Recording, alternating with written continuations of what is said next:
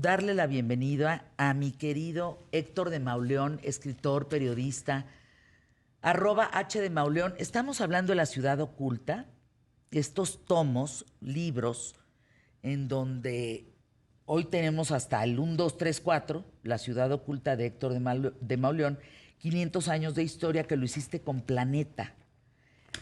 ¿Por qué tenemos que tener hasta ahora estos 4 tomos en nuestra casa? No, bueno. No, sí, pues sí. Lo que traté de reunir es de cara a los 500 años que estaban cumpliendo en 2021 de la caída de Tenochtitlan, tratar de juntar algunos de los momentos, digamos, culminantes o relevantes que ha vivido la ciudad en esos siglos que han pasado desde que cayó Tenochtitlan. Porque es una ciudad pródiga en historias, pero que ha tratado muy mal su memoria. Olvidamos, derruimos, tiramos, ignoramos y pues se van yendo días para siempre. La intención un poco de estos libros es volver a traer al presente algunos de estos momentos estelares, cruciales en la vida de la ciudad, como ha hecho cada generación distintos cronistas, ¿no? Desde 1539, que se hizo la primera crónica sobre la nueva ciudad fundada por Cortés, hasta el momento, prácticamente cada década aparecen libros que relatan cosas crónicas de la Ciudad de México. Y por eso es grandísimo el acervo de la ciudad, a pesar de que si tú caminas por la ciudad solamente encuentras destrucción, cosas que se fueron y cosas que ya no entendemos, edificios o lugares que no entendemos qué pasó, aunque nos llamen la atención. ¿Por qué tenemos, Héctor de Mauleón, en todo este recorrido histórico, que al cabo van a ser 6 tomos, ¿por qué tenemos esta mala memoria? ¿Por qué se propone, se promulga, se promociona una mala memoria, el no acordarnos? Es una maldición mexicana. Ay, ¿cómo, Héctor? Sí, mira, cuando los mexicas llegaron a lo que luego fue Tenochtitlan, borraron el pasado, inventaron una historia que los justificaba. Cuando los españoles llegaron y demolieron Tenochtitlan, arrasaron con todo el pasado, arrasaron con 200 y tantos años de historia mexica, y cuando fue la independencia, pues se trató de arrasar el pasado colonial, virreinal. Y Porfirio Díaz pues, quiso imponer o construir sobre el siglo XIX, la revolución quiso construir sobre el porfiriato, demoliendo todo lo que había atrás, y hoy cada sexenio vemos cómo se echa por tierra lo que hicieron los anteriores. Es como una maldición de México. El desprecio y el odio hacia el pasado nos ha acompañado de una manera brutal, como pocas naciones en el mundo. La destrucción arquitectónica que ha sufrido la ciudad en ciclos, digamos, hay un momento en la Reforma en que la destrucción es brutal de todos los colegios, conventos, iglesias virreinales. En la Ciudad de México se pierde la mitad de lo que hubo. Y luego en el Porfiriato pues se sigue demoliendo el mundo español virreinal para levantar el mundo europeo, francés, etcétera. La Revolución arquitectónicamente quiere destruir el mundo porfirista para construir sus propios monumentos, y hemos existido sobre ruinas, vamos creciendo sobre ruinas, y esto pues facilita que se vaya borrando, que se vaya olvidando el riquísimo pasado que tiene esta ciudad, ¿no? Pero entonces, en ese borrar el pasado, ¿tú has visto en la historia algo similar a lo que estamos viviendo hoy? Desde el gobierno, bueno, viene una marcha muy importante en todo el país el próximo día 13, porque el INE no se puede patear, desaparecer. El INE tiene que quedarse para el tema de la democracia por la cual llegaron ellos al poder en este régimen. ¿Has visto algo similar a lo que estamos viviendo hoy en México, anteriormente, de manera histórica? Creo que ha pasado mucho tiempo. Muchas veces los gobernantes se sienten dueños de los países o de este país.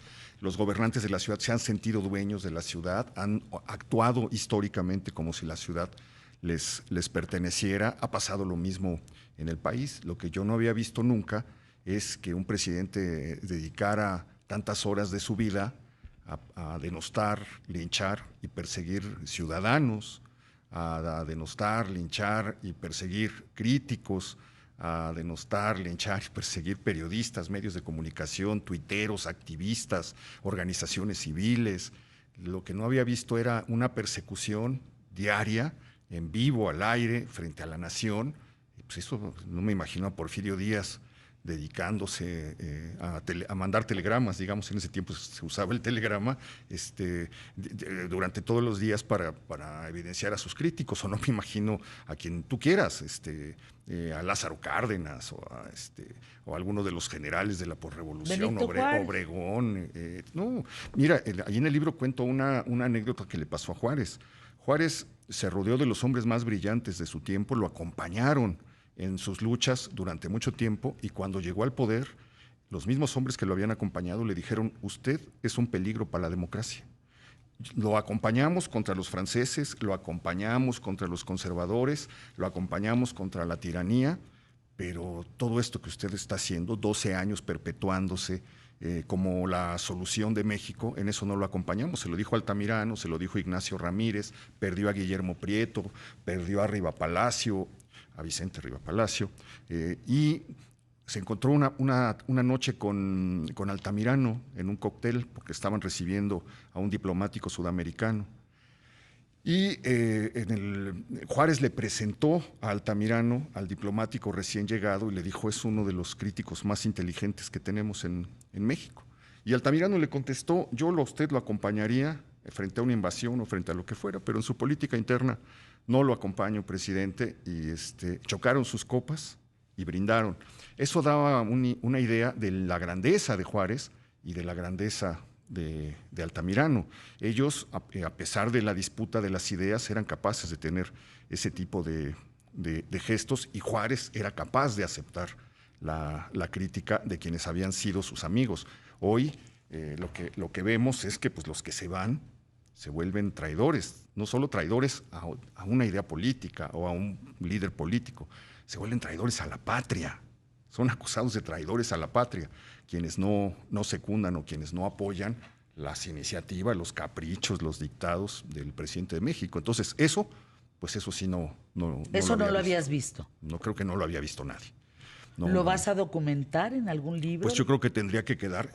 Esto es lo interesante, que hoy todo se ha declarado públicamente, todo está grabado, hay videos de todo, está documentado en la prensa, etcétera. Entonces es muy fácil poder reconstruir.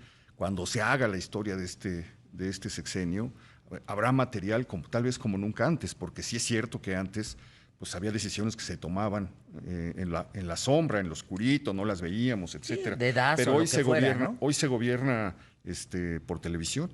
Prácticamente la única manera de gobernar es esa. Acaba de salir ahorita en los Guacamaya Leaks cómo la agenda del presidente muestra que sus actividades de gobierno consisten en linchar 2 horas diarias a la gente, y después de eso se va a dormir o a jugar béisbol o a que lo curen, a recibir tratamientos, etcétera, y son poquísimas sus actividades. ¿Tú crees, Héctor de Mauleón, escritor, periodista, haciendo este trabajo tan importante con Planeta, de estos 4 tomos, van a ser 6, de La Ciudad Oculta, pues son 500 años de historias, y 500 años de historias que verdaderamente hay que adentrarnos, leerlas, porque como decías, pues el México como que se borra la historia y vuelve otra vez a repetirse y vuelve a repetirse. Ahora, nada como lo de ahora. Nada como lo de ahora, una persona que es el presidente de México, que trabaja 2 horas y descansa. Trabaja 2 horas y descansa. ¿Tú ves a Andrés Manuel López Obrador entregando la banda presidencial? Sí. No, creo que el tiempo en el que él pudo haber soñado con extender su mandato bajo cualquier artilugio, bajo cualquier recurso, creo que eso ya pasó. Ese momento ya no, políticamente ya no se va a dar. Lo que creo es que ahora con lo que sueña es entregar la banda, pero a quien él decida. Yo veo un presidente tan autoritario que no le basta ser la única persona que toma decisiones durante su sexenio y durante su gobierno, sino que quiere seguir tomando decisiones, o que las decisiones que él ha tomado se sigan llevando a la práctica, mejor dicho, ya cuando él se haya ido. Es decir, dándole la banda a alguien que en su opinión o en su idea le asegure y le garantice que va a continuar con lo que él llama su transformación. Es decir, veo un presidente que anhela quedarse, que no se puede quedar, pero que la única manera que encontrará de quedarse pues, es poniendo, como antes era el dedazo, a quien sea afín, a quien le cuide las espaldas, a quien le cuide la figura histórica. Le preocupa mucho la manera en la que va a pasar a la historia, pero yo creo que la manera en la que va a pasar a la historia, entrando ya al 5º año, ya está escrita. La manera en la que López Obrador va a pasar a la historia ya está en los diarios, ya está en las crónicas, ya está en los libros, ya está en los muertos por la violencia, ya está en los muertos por la epidemia que azotó a la humanidad, pero fue terriblemente mal llevada en el país, dejando un altísimo número de muertos, de los más grandes por millón de habitantes en el mundo. Creo que hay muchas cosas que ya han ocurrido y que harán que sea evaluado desde esa perspectiva. La 4ª transformación que él prometió, que era algo semejante a la independencia, a la reforma y a la revolución, al 5º año, pues la verdad no se ve. ¿Cuál es el gran cambio que ha sufrido la vida de los mexicanos en 5 años, entrando al año 5º del gobierno de López Obrador? Pues solamente está en la saliva, en los discursos, en las palabras, en la narrativa oficial. El país está más ensangrentado que nunca, la inseguridad. Desmantelado institucionalmente. La destrucción institucional pues es tremenda, lo que va a heredarle al que se quede, pues es que prácticamente el que se quede se va a sacar la rifa del tigre. Porque ¿Te preocupa el tema del INE? No, yo creo que el INE nos debe preocupar a quienes hemos visto, a quienes venimos del México de la presidencia autoritaria, en la que la voz del presidente era lo único que se escuchaba en el país, no es nada diferente del PRI. Sin contrapeso alguno. Y muchas generaciones de mexicanos, de los más valiosos de los años recientes, se dedicaron a construir contrapesos, un México de contrapesos, un México de rendición de cuentas, un México en el que el presidente no tuviera el poder absoluto que tanto daño le había causado a las vidas de los mexicanos. Viene de Zedillo, de Fox, de Calderón, de Peña Nieto, de Andrés Manuel. Desde antes, desde los que empezaron en el 68, en los años 60, a oponerse al autoritarismo diazordacista, ¿no? Quienes empezaron desde el periodismo a criticar, hicieron periódicos y revistas que fueron centrales y abrieron espacios que no existían, y todo esto, pues todo esto está en riesgo de irse a la basura. Garantizar elecciones verosímiles, legítimas, supervisadas por órganos autónomos que no dependen del capricho del presidente o que no estén a gusto del presidente, costó muchísimo esfuerzo, y yo diría que hasta mucha sangre hacerlo, porque tú recordarás cómo muchos perredistas fueron perseguidos y asesinados para los que trataban de construir este empeño.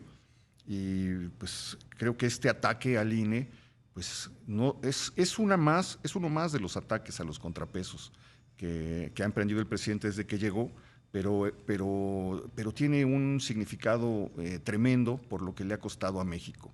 Este INE, ya es un lugar común decirlo, pues es el que llevó a López Obrador a la presidencia. Este INE que él acusa estos 22 estados hoy manejados por Morena también. Sí, han ganado absolutamente todos. Es un proceso que llevan los ciudadanos. Es un instituto que ellos, es que él siembra la idea de que el INE solamente trabaja en las elecciones y que el resto del tiempo se enriquece. Entonces no entiende, no entiende. Yo creo que sí entiende. Y también puede entender que con el INE puede volver el 24 a ganar. O sea, claro, decir, desde luego, sí. Casi como está. Claro, tiene que ser el INE quien de alguna manera, sea el medio, pero, ¿no? Pues a mí me parece muy preocupante destruir una de las cosas que más confianza, en las que más confianza ha depositado la gente, los ciudadanos, que es el INE. Es una de las instituciones a las que la gente le cree más y confía más.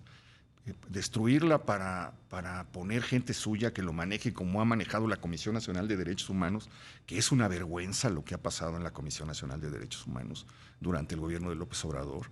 Pues, realmente es simplemente volver a la época en la que todos los órganos y todos los organismos y todas las dependencias y todas las voces estaban plegadas a la voluntad de un señor. Héctor de Mauleón, ¿ser cronista es difícil en estos tiempos? Bueno, si lo que vas a cronicar es el pasado, pues encuentras el problema de que todo está borrado. Si vas a cronicar el presente, encuentras el problema de la polarización, del sexenio, del resentimiento, del odio, de la división, etcétera. Yo a mí creo que la herencia mayor, la transformación que nos prometieron no va a llegar, como te decía, que no la veo. No sé si alguien la ve. Lo que sí va a quedar es un país profundamente enemistado entre sus habitantes, profundamente dividido, un país que le han estado inoculando odio diariamente, durante 2 horas diarias a lo largo de este sexenio y durante los 18 años previos que López Obrador se dedicó a recorrer los municipios de México para hacer precisamente eso, ir sembrando ese encono. Creo que eso es la herencia que va a quedar de este gobierno. ¿No sería tan fácil como no replicar nada de la mañanera? Pues yo creo que los medios tienen la obligación de dar a conocer lo que ocurre y más si esto ocurre en las esferas del poder, ¿no? Entonces creo que la mañanera es algo que se tiene que cubrir. El presidente ha sido hábil en eso. Cuando él pierde la agenda es cuando se enfurece, como ahora. Cuando él no marca la agenda es cuando pierde el control, cuando se siente arrinconado, como pasó con la Casa Gris durante todos los 40 y tantos, 90 y tantos días, ya no me acuerdo cuántos fueron, de que lo que estuvo en la conversación fue la casa de su hijo. Él estaba absolutamente desesperado hasta que volvió a retomar el control de la agenda, ¿no? Entonces, creo que sí es un tema muy sensible, pero creo que los periodistas y los medios pues, tienen que dar cuenta de eso. Lo que ocurre en las mañaneras es que uno sabe perfectamente quiénes son los paleros que hacen preguntas a modo y quiénes han sido los periodistas que han mostrado un profesionalismo envidiable al cuestionarlo y al sacarlo a veces de sus casillas, ¿no? Héctor de Mauleón, siempre me falta tiempo contigo y a este público, el más inteligente de la radio y la televisión en México. Pero hoy, ¿a qué huele México, Héctor? Híjole, depende en dónde te pares, pero en 72% del territorio huele a sangre, huele a las cocinas donde fabrican las drogas, los grupos criminales, ¿no? Tienen presencia en 72% del territorio. Hay zonas de silencio que no sabemos qué está pasando. Los periodistas han dejado de reportar, los medios ya no informan qué está pasando en lugares donde está plenamente asentado el poder del crimen organizado. Veo con pesimismo lo que está pasando hoy en México. Veo con mucho pesimismo esa polarización que no nos deja ver y que no nos deja escuchar al otro, que nos llama a insultar, a descalificar, a borrar, a cancelar, a eliminar, etcétera. Creo que queda todavía batallas que dar. La del INE es una de las grandes batallas que tiene que dar quien tenga conciencia de lo que ha sido la vida en México en los últimos 50 años. ¿Vas a ir a la marcha? Sí, voy a estar ahí. Héctor de Mauleón, aquí en ¿Qué tal, Fernanda?